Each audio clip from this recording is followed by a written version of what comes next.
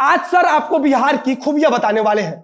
जैसे कि अगर किसी परीक्षा का परिणाम नहीं आता है तो बिहार में उसका दोषी कोई नहीं होता है। अगर परीक्षा नियंत्रक बीमार होकर किसी अस्पताल में भर्ती हो जाते हैं तो फिर उस साल बच्चों का रिजल्ट ही नहीं आएगा, चाहे सैकड़ों बच्चों की जिंदगी खराब ही क्यों ना हो जाए। यह सब बिल्कुल वैसा ही है जैसे नीतीश कुमार के बिहार में हर साल आने वाले बाढ़ के लिए नीतीश जी बिल्कुल भी जिम्मेदार नहीं होते हैं। इसके लिए जिम्मेदार तो भगवान इंद्र है जो हर साल इतना बारिश करा देते हैं और उसी बारिश में पूरा बिहार डूब जाता है। यहाँ हत्या के लिए सरकार का कोई दोष नहीं होता, बल्कि दोष तो उस व्यक्ति का होता है जिसे गोली मार दी जाती है। आखिरकार उसे भी तो नीतीश जी के जैसे बुलेट प्रूफ जैकेट और गाड़ी लेकर चलना चाहिए। अब जब वो खुद से अपनी सुरक्षा नहीं करेगा तो भला कौन करेगा। कई छात्रों को यह राय दिया जाता है कि अगर रिजल्ट नहीं आया है तो आत्मदाह करने की धमकी दो। मतलब कि अगर उस कॉलेज में पढ़ने वाले छात्र आत्महत्या और आत्मदाह की धमकी देंगे तब जाकर कहीं रिजल्ट आ सकता है। उसकी भी उम्मीद नाम मात्र की है। नमस्कार, मेरा नाम है मोहित कुमार सिंह और आप देख रहे हैं जनता जंक्शन का विशेष कार्यक्रम बोलेगा बिहार। सर एक बार खुद से सोचिए कि जिस बिहार को आप पढ़ा लिखा कर विकसित राज्यों की श्रेणी में लाना चाहते हैं, वहां के छात्रों को यह धमकी देनी पड़ती है कि हम आत्मदाह कर लेंगे, वो भी सिर्फ इसलिए क्योंकि उनका रिजल्ट घोषित नहीं किया जा रहा है। जिस राज्य के छात्रों को पढ़ने के साथ साथ परिणाम घोषित कराने के लिए भी आत्मदाह की बात करनी पड़े, वहां आप कौन सा विकास करा लेंगे। सर एक बार सोचिए कि दूसरे राज्य के लोग यह सब सुनकर बिहार सरकार के बारे में क्या सोचते होंगे।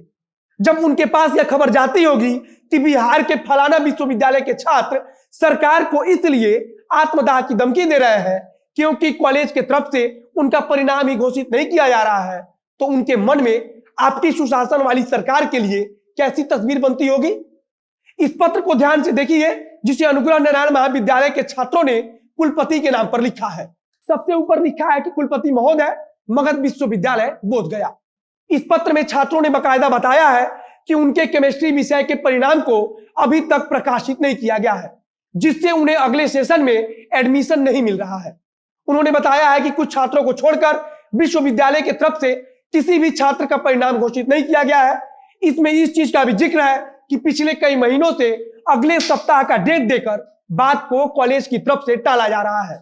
सबसे अंत में लिखा है कि यह छात्रों के भविष्य के साथ खिलवाड़ है और अगर 17 मार्च तक यह रिजल्ट प्रकाशित नहीं होता है तो हम सब छात्र विश्वविद्यालय कैंपस में आत्मदाह करने के लिए मजबूर हो जाएंगे। शिक्षा मंत्री साहब एक बार सोचिए कि जिस उम्र में इन्हें पढ़ाई के बारे में सोचना चाहिए था, उस उम्र में आपकी खराब व्यवस्था ने इन्हें आत्मदाह और आत्महत्या जैसी चीजों को सोचने पर मजबूर कर दिया है। सर जो कुलपति हैं वो बोल रहे हैं कि हम रिजल्ट प्रकाशित कराते हैं क्या। वे बोलते हैं कि पता कीजिए रिजल्ट आ गया होगा। छात्र बोलते हैं कि नहीं सर अभी नहीं आया है। मतलब कि कुलपति महोदय को इस बात की कोई जानकारी ही नहीं है कि अभी तक कितने रिजल्ट प्रकाशित किए गए हैं और कितने अभी फंसे हुए हैं। आगे वे बोलते हैं कि एग्जाम कंट्रोलर से बात कीजिए। इस पर छात्र कहते हैं कि सर वो दिल्ली एम्स में भर्ती हैं। इसके बाद कुलपति साहब कहते हैं कि जब ये सब आपको मालूम है तो फिर क्यों पूछ रहे हैं। अब इस बात का जवाब कोई क्या ही देगा। मतलब कि अगर कोई एक व्यक्ति बीमार हो जाएगा तो 80 से 85 छात्रों की जिंदगी को बर्बाद कर दिया जाएगा और उसे सुनने वाला कोई नहीं होगा। आप खुद एक बार इस ऑडियो क्लिप को सुन लीजिए कि कुलपति महोदय क्या कुछ बोल रहे हैं। हेलो सर, प्रणाम। एन कॉलेज से बोल रहे हैं। एन कॉलेज से बोल रहे हैं सर, पटना। जी बताएं सर 2017-20 सेशन का केमिस्ट्री डिपार्टमेंट का सर अभी तक रिजल्ट नहीं आया है। यहाँ एडमिशन का डेट सर पार हो गया। यहाँ अभी यहाँ का प्रिंसिपल कॉल करते हैं, मैसेज करते हैं, कोई रिप्लाई नहीं आता है सर। मात्र 90 स्टूडेंट में 5 लोग का रिजल्ट आया। तो उन्होंने प्रैक्टिकल बाद में भेजा था। जी तो बाद में भेजा था सर, लेकिन आप तो मतलब ये है नहीं, आप परीक्षा नियंत्रक से बात करिए। हमने उनसे कह दिया है कि सब निकल गया होगा, देखिए पता करिए। नहीं सर नहीं आया है। परीक्षा नियंत्रक से हम बाहर है, परीक्षा नियंत्रक से बात करिए। परीक्षा नियंत्रक तो एम्स में एडमिट है। कहाँ पे? एम्स में एडमिट है वो, दिल्ली। तो जब एम्स में ये सब मालूम है आपको, फिर क्यों पूछ रहे हैं भाई? पूछे आपसे नहीं पूछे सर तो किससे पूछे बताइए। तो हम रिजल्ट निकालते हैं?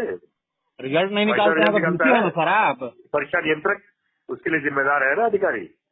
आप नहीं जिम्मेवार हैं। आप रखिए पहले। लिख के दीजिएगा। तो ठीक है सर, हमको पता है कि जहां राज्य में लाखों युवाओं की जिंदगी को बर्बाद किया जा रहा है, वहां 80 से 85 छात्रों की जिंदगी का क्या ही मोल है। अगर आपने इस व्यवस्था पर शर्म आ रही हो तो एक बार इस पर गहरा चिंतन जरूर कीजिएगा।